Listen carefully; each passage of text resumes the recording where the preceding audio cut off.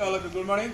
Now, today in this video, I am going to explain you about what that is current status of water resources in Nepal. So you can open your book also, all of you. Now, so it is said that the current status of water resources refers to the availability and use of water resources at present. There are over 6,000 rivers in Nepal. Based on their flow, water storage, and infiltrations, the river of Nepal can be categorized into three groups. Now it is said that when the status of water resources means the availability of water resources and utilize of water resources in Nepal. So it is said that in Nepal there are more than 6,000 rivers. So among the 6,000 rivers, the rivers are categorized on the basis of three types: on the basis of their storage, on the basis of their flow, on the basis of their what utilizations.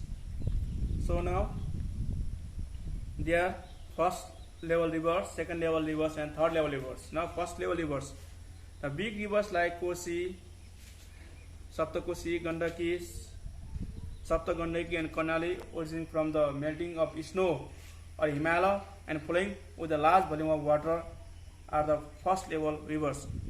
These rivers are considered useful for bigger hydroelectricity and irrigation projects. Now I said that in Nepal there are some big rivers like Saptakosi, Saptagandaki, and Karnali, because these rivers are usually originate from Himalayan. They are originate from melting of snow from the Himalayan, and this river also flow from Himalayan to Tarai with high speeds, with high currents, and these rivers also have a large volume of waters.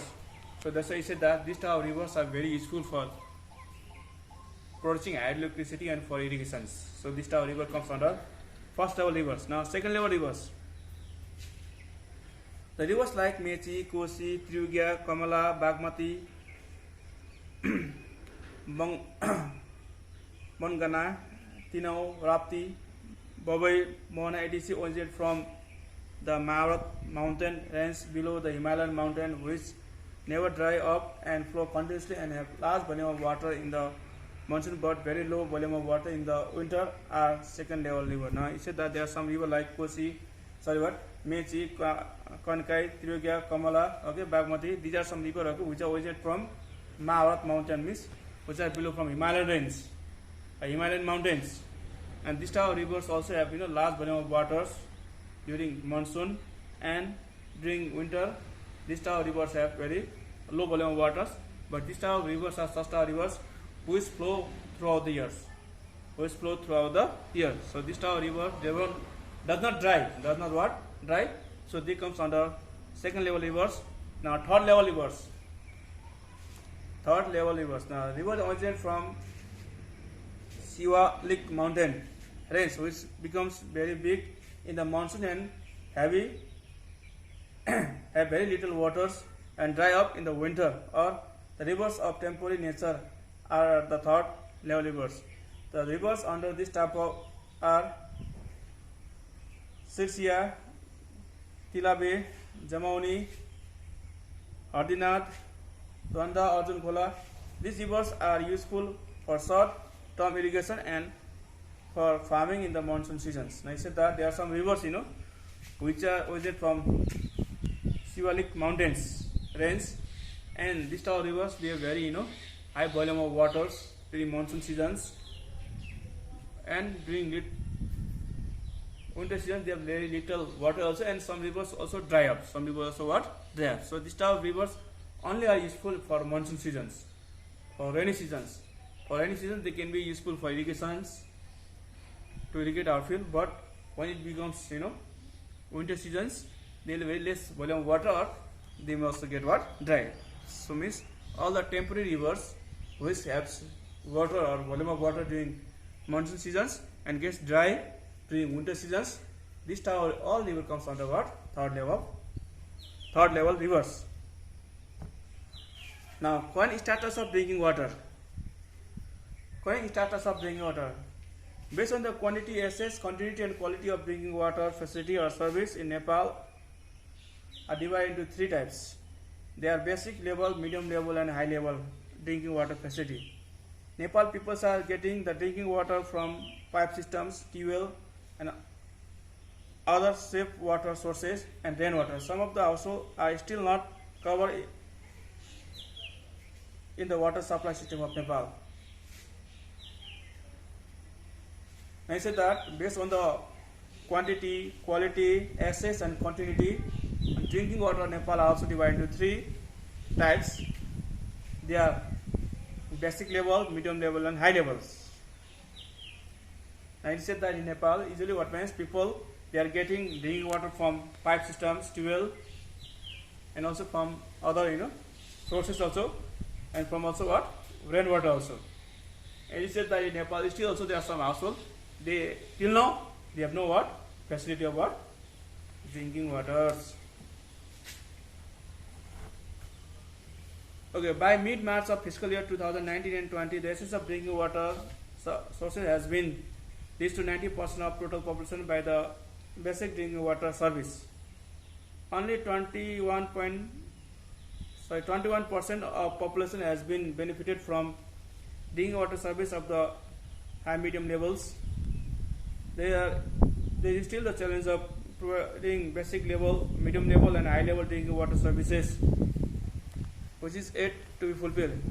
The Balanced Drinking Water project is on its completing phase after a long gestation periods. Now, it is said that by the mid-March of fiscal year 2019 and 20, now there is 90% of population, they've got drinking water facility, and it is said that only 21% of populations, they are only benefited from this drinking water, which has high and medium levels, and other people, they are not access to these facilities. And the Balanced Drinking Water project, which is in construction process, which is not being yet completed, which is being construction from long periods. So that Balanced Drinking project will support for providing more drinking water facility. Now, current status of irrigations.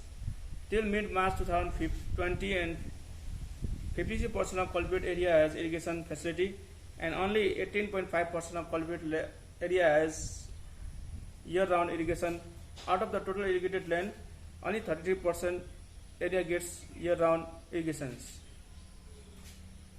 The expansion of irrigation in Nepal by mid-March of fiscal year 2019-20 is shown below in tables. Now, it said that by the mid-March of 2020, out of total land, 56% of cultivate land has irrigation facility, and out of that, 18.5% of cultivate area has all round year, means all the year irrigation facility. And it is also given that data, types of irrigations, area in hectares and area in percentage, you can see from your books. Now, current status of hydroelectricity. Current status of hydroelectricity. Despite the huge potential of hydroelectricity, Nepal has not been able to fully harness its water resources for energy generation purpose. As a result, electricity, including hydroelectricity, thermal plant, alternative energy sources and electricity imported from India is available to only 90% of the total population, and by mid-March 2020, the hydroelectricity produced in Nepal is only 1233 megawatt. So besides the water resources currently used for household, industrial, recreational and environmental activities, is also used for fish farming in Nepal. And I said that now you all know that Nepal is second richest in water resources. It has lot of potential to produce electricity, but till now only 233 megawatt electricity has been established till now, although it has potential of 83,000 megawatt, only 1233, and till now it has been only able to provide electricity for 90% of total population of Nepal. Still 10% of population of Nepal are not being facilitated of this electricity or hydroelectricity, and till now Nepal also imports electricity from India. Although Nepal has a lot of potentiality, but due to lack of technical manpower, lack of capitals, so is not being able to be many hydropower, not being able to produce more electricity, and to fulfill the needs of people of Nepal, still Nepal imports some electricity from India. And besides that, water of Nepal also used for household, drinking water, drinking, recreational, industrial also, and for environmental activities. So today in this video, I have explained you about the current status of water in Nepal. So you can take help from your book also, because a lot of data are given there. That data I have not explained you. Okay, this is for today. Thank you all of you.